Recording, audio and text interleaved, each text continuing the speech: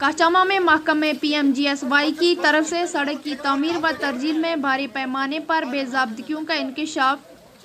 मकामी लोगों ने एहतजाज करते हुए बताया कि मज़कूरा सड़क की तामीर व तरजील में ठेकेदार फिरदौस अहमद मीर, जो कि चौकीबल ब्लॉक के BDC चेयरमैन भी हैं, ने मज़कूरा रोड की एक तरफ बहती हुई अपाशी नदी का बंड JCB से उखाड़ लिया है, जिसकी वजह से इनको आर्जी में आपाशी करने में परेशानी पैदा हो सकती है। जबकि मज़कूरा ठेकेदार ने इलाके के लोगों के मुताबिक इनको इस मामले की शिकायत पर इनको नारवा अल्फाज बताए हैं और मज़कूरा नदी के एक तरफ में महकमा R&B डिवीज़न कुपवारा की तरफ से तामीर करदा बंड उखाड़ कर पत्थर निकाल कर कहीं अपने काम में इस्तेमाल किए हैं।